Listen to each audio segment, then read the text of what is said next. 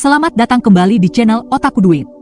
Hari ini saya akan menunjukkan kepada Anda sebuah film drama perang Kanada tahun 2015 yang berjudul Hyena Road.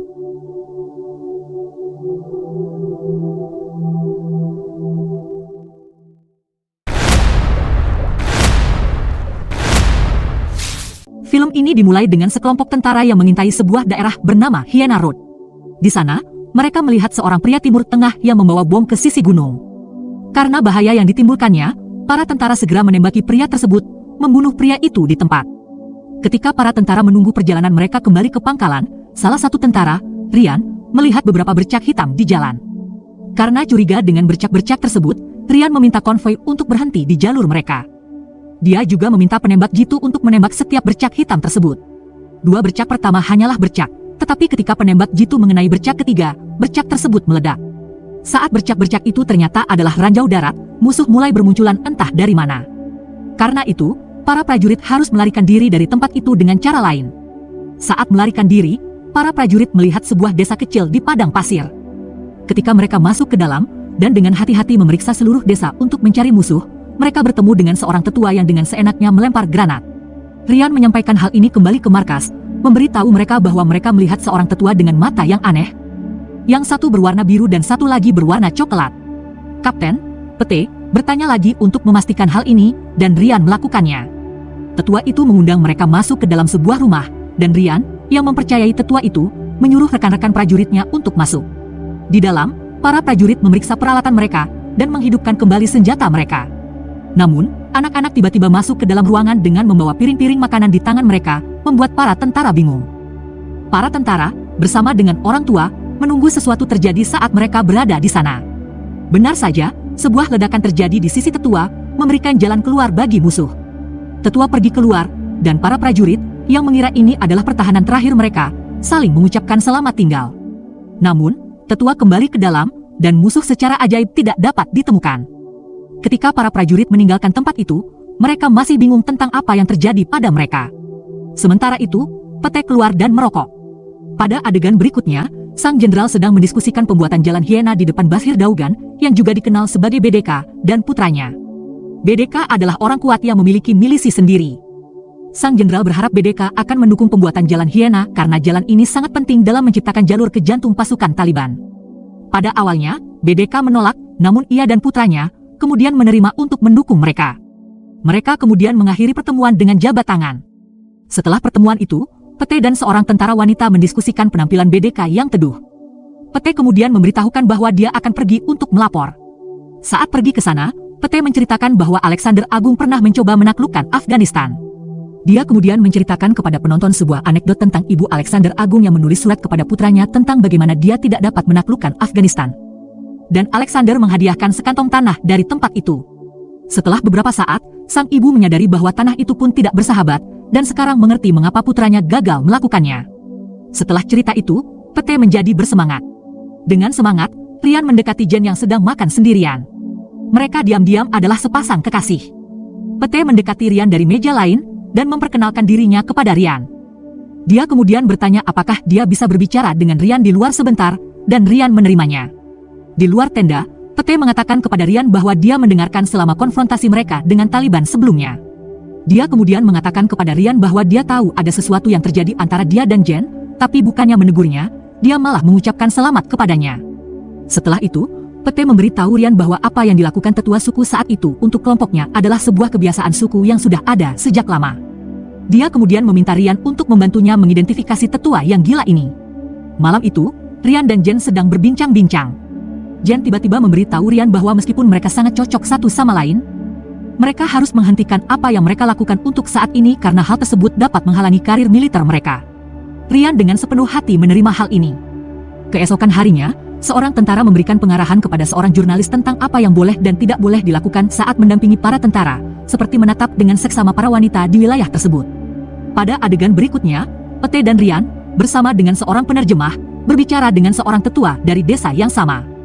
Mereka menanyakan tetua yang lain, tetapi tetua tersebut mengatakan bahwa dia adalah satu-satunya tetua di sana. Tetua tersebut kemudian mengatakan kepada mereka bahwa orang yang mereka cari adalah hantu, dan memberitahu mereka bahwa dia mungkin tinggal di kota Kandahar.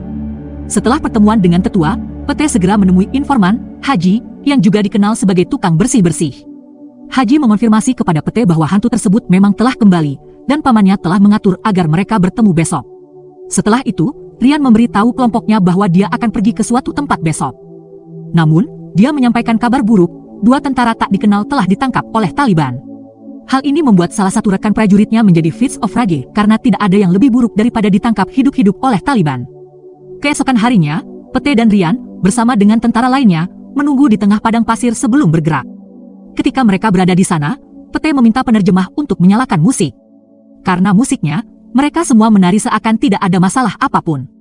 Setelah momen yang menyenangkan itu, konvoi mulai bergerak menuju Kandahar. Sebelum mencapai tujuan mereka, Pete secara diam-diam menurunkan petugas kebersihan. Pete menjelaskan kepada Rian bahwa Haji adalah salah satu orang yang paling berani dan dapat dipercaya yang dia kenal. Mereka akhirnya sampai di tempat tujuan di mana Pete, Rian, dan penerjemah berakhir di sebuah rumah. Di sana, mereka akhirnya bertemu dengan sesepuh yang mereka cari. Setelah perkenalan resmi, Pete memberikan sejumlah uang kepada tetua tersebut sebagai hadiah karena telah membantu Rian kembali ke desa, namun tetua tersebut tidak menerimanya karena menurutnya adalah hal yang bodoh untuk menerima uang tanpa mengetahui untuk apa uang tersebut. Pete kemudian bercerita tentang singa gurun yang seharusnya, seorang pejuang legendaris, yang kini telah kembali. Setelah itu, Pete memberikan kartu nama kepada tetua tersebut agar tetua tersebut dapat menghubunginya jika ada kabar tentang pejuang legendaris tersebut. Setelah tetua itu pergi, Pete kemudian memberitahu Rian bahwa tetua itu sebenarnya adalah singa gurun. Saat mereka menuju ke mobil mereka, Pete memberitahu Rian mengapa pejuang ini juga disebut hantu. Dia mengatakan kepadanya bahwa selama pendudukan Soviet di Afghanistan, Soviet tampaknya tidak dapat membunuh pejuang ini meskipun ia mengalami banyak luka dan cedera. Mengemudi menjauh dari rumah, Pete memberitahu Rian bahwa sesepuh tersebut dapat menjadi sekutu yang berharga bagi mereka karena Taliban tampaknya menghormatinya. Namun, mobil tersebut meledak. Beruntung, semua yang ada di dalamnya selamat, namun Pete harus menghancurkan radio agar tidak jatuh ke tangan musuh. Bersama-sama, ketiganya bermanuver di jalanan sementara musuh mengerumuni atap-atap rumah. Setelah berhasil menangkis beberapa musuh saat bergerak, ketiganya bertemu kembali dengan petugas kebersihan yang mengendarai truk. Mereka segera naik ke bagian belakang truk, dengan Haji mengatakan bahwa begitu dia mendengar suara tembakan, dia segera mencari mereka. Kembali ke markas, keduanya berbicara tentang kejadian nyaris mati yang baru saja mereka alami. Pete kemudian menawarkan pandangan sinisnya kepada Rian tentang apa yang akan terjadi di Afghanistan. Tapi Rian optimis, percaya bahwa bahkan satu peluru pun dapat mengubah segalanya. Dengan itu, mereka mengakhiri percakapan mereka. Pada adegan berikutnya, Pete kembali berbicara dengan Haji. Pete bingung mengapa para hantu setuju untuk bertemu dengan mereka namun tidak mengatakan apa-apa. Dia kemudian menginstruksikan Haji untuk mencari tahu arti penting desa itu, siapa yang tinggal di sana. Si tukang bersih-bersih segera menerima tugas tersebut. Setelah itu, Pete juga bertanya kepada rekannya sesama tentara tentang beberapa kejadian di desa tersebut. Setelah berhasil mengetahui informasi tersebut, Haji menelepon Pete untuk memberitahukan bahwa BDK memiliki tanah di mana desa itu berada. Pete kemudian memerintahkan Haji untuk datang memacu. Pada adegan selanjutnya, Jan berkonsultasi dengan dokter karena tidak mengalami menstruasi selama 6 bulan. Dokter kemudian menunjukkan kepadanya bahwa sudah ada makhluk hidup di dalam dirinya, yang berarti dia hamil. Segera, petugas kebersihan tiba di Spur. Di sana, Pete, Rian, dan Haji berbicara tentang tanah desa yang sebenarnya adalah milik BDK. Pete kemudian mengatakan kepada Rian bahwa BDK menyewakan tanahnya kepada petani yang tidak dapat membayar tepat waktu. Salah satu petani yang tidak bisa membayar adalah anak hantu. Jadi alasan mengapa hantu kembali adalah untuk melindungi kehormatan keluarganya. Rian kemudian memberitahu Pete bahwa dia memiliki penembak jitu di sekitar daerah tersebut yang dapat mengawasi kedatangan dan kepergian di wilayah tersebut. Begitu saja, kita sekarang melihat anak buah Rian mempersiapkan peralatan dan senjata mereka. Kita juga melihat penyebaran mereka pada dini hari berikutnya. Para prajurit mengambil posisi mereka di pegunungan dekat desa di mana mereka bisa mendapatkan pandangan yang jelas tentang apa yang sedang terjadi melalui ruang lingkup mereka. Pada awalnya, tidak ada hal penting yang terjadi. Tiba-tiba, konvoi BDK tiba di gerbang desa. Di sana, mereka segera menculik para hantu cucu perempuan. Penembak jitu meminta pembalasan yang cepat terhadap para penculik, tetapi Pete mengatakan kepada mereka untuk tidak menembak jika tidak ada senjata. Penembak jitu mengalami kesulitan untuk melawan hati nuraninya.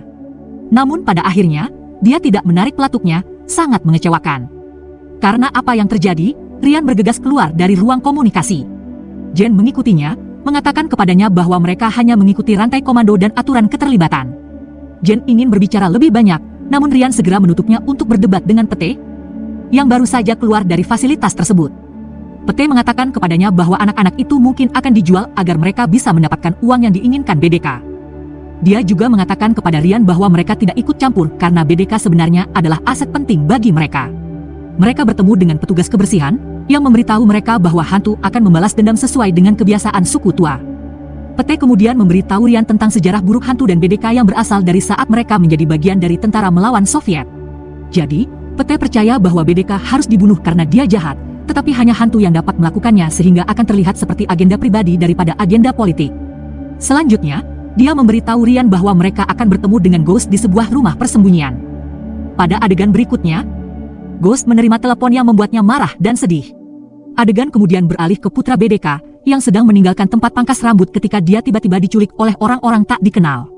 Mereka kemudian mengantarkan putra BDK di depan hantu.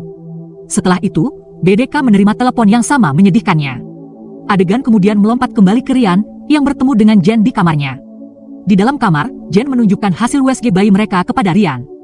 Ryan mengatakan kepada Jen bahwa itu adalah hal terindah yang pernah dilihatnya. Jen kemudian bertanya kepada Ryan apakah dia menginginkannya, dan Ryan menjawab iya. Jen menangis karena ia mengira Ryan tidak akan bertanggung jawab. Sementara itu, Pete bertemu dengan sang jenderal untuk mendiskusikan keterlibatan BDK dengan Taliban, dan mengatakan kepadanya bahwa alasan mengapa Hyena membutuhkan waktu yang lama untuk dibuat adalah karena BDK mendapatkan keuntungan dari kekacauan yang terus-menerus terjadi di wilayah tersebut.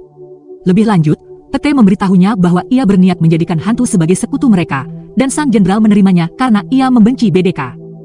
Segera setelah itu, Pete dan petugas kebersihan bertemu dengan hantu di rumah persembunyian. Sementara itu, Ryan memberi pengarahan kepada anak buahnya tentang rumah persembunyian tersebut, dan langkah-langkah yang akan mereka ambil jika terjadi pertemuan antara Ghost dan BDK. Di dalam rumah persembunyian, Pete membahas kejadian penculikan yang baru saja terjadi. Dia juga mengatakan kepada Ghost bahwa dia memberinya uang sebagai hadiah, dan bahwa dia ingin dia hadir di upacara pembukaan Hyena menulis. Ghost, yang masih bersikukuh bahwa ia bukanlah orang penting, mengatakan bahwa ia hanyalah seorang petani biasa, namun Pete tetap bersikeras untuk datang. Jadi, Ghost bertanya kepada Pete, siapa yang akan hadir di sana, dan Pete menjawab bahwa BDK juga akan hadir di sana. Ghost terbelalak dengan apa yang baru saja ia dengar. Setelah mengatakan bahwa ia mengenal BDK sejak ia masih muda, Ghost mengatakan kepada mereka bahwa akan menjadi suatu kehormatan untuk menghadiri pembukaan. Begitu saja, pertemuan mereka berakhir. Malam itu, Ryan bertemu dengan Jen di sebuah tempat terpencil. Di sana, Ryan mengatakan kepada Jen bahwa jika mereka keluar dari sana, dia ingin menikahinya, dan Jen dengan senang hati menerima lamarannya. Mereka berbagi ciuman penuh gairah dan kerinduan. Jen kemudian mengatakan kepada Ryan untuk berhati-hati dengan misi yang akan datang, dan Ryan berjanji untuk berhati-hati. Keesokan harinya, sang jenderal dan konvoinya menuju upacara pembukaan. Di sisi lain, Ryan dan anak buahnya menempatkan diri mereka di dalam mulut dan dapat melihat rumah aman dan upacara. Hal ini dilakukan agar mereka tetap dapat melihat jika BDK pergi ke rumah aman atau upacara. Setelah menunggu beberapa saat, mereka akhirnya melihat iring-iringan BDK di jalan. Konvoi tersebut bukannya menuju ke upacara, melainkan menuju ke rumah aman. Karena itu, Pete menelepon sebuah departemen dan meminta untuk meretas telepon di wilayah tersebut sehingga mereka dapat mendengarkan percakapan mereka. Setelah gagal pertama kali, departemen tersebut berhasil meretas telepon BDK. Setelah BDK sampai di tempat itu, hantu segera keluar untuk menghadapinya. Dengan penerjemah di fasilitas mereka, Pete dan yang lainnya mendengarkan dengan seksama percakapan mereka. Pada awalnya, hantu menuduh BDK, mantan muridnya, tidak menghargainya, dan BDK menjawab bahwa putra hantu gagal membayar sewa tanah. Setelah Ghost memberikan uang kepada BDK, Ghost meminta cucunya kembali, dan BDK menuntut hal yang sama untuk putranya. Hantu mengembalikan putra BDK, tetapi hanya kepalanya saja. BDK berduka dan hendak menembak hantu, namun Ryan ingin menembaknya, yang mana dia bisa melakukannya karena BDK memiliki senjata. Setelah Pete berulang kali meminta untuk tidak menembak, Ryan tetap menembak dan langsung membunuh BDK. Saat kelompok tersebut meninggalkan posisi mereka, Pete menegur Ryan karena menembak meskipun dia telah diperintahkan, mengatakan bahwa Ryan mengintervensi kematian terhormat hantu. Kelompok tersebut pindah ke desa tempat mereka melihat hantu. Di sana, kelompok ini bertemu dengan banyak musuh. Kelompok tersebut, bersama dengan hantu, berjuang untuk melarikan diri dari musuh, sehingga mereka terjebak di sebuah rumah. Menyadari bahwa ini adalah pertahanan terakhir mereka, Ryan meminta serangan artileri ke lokasi mereka. Mendengar hal ini, Jen berteriak kepada Ryan untuk membatalkan permintaan tersebut, namun Ryan tetap bersikeras. Sambil menunggu kematian mereka yang akan segera terjadi, Ryan mengatakan kepada hantu bahwa dia akan menjadi seorang ayah. Ryan kemudian meminta maaf kepada Jen. Tak lama kemudian, serangan artileri menghancurkan daerah tersebut, menewaskan mereka semua. Film ini kemudian beralih ke para tentara yang menyerbu sebuah rumah yang penuh dengan anak-anak.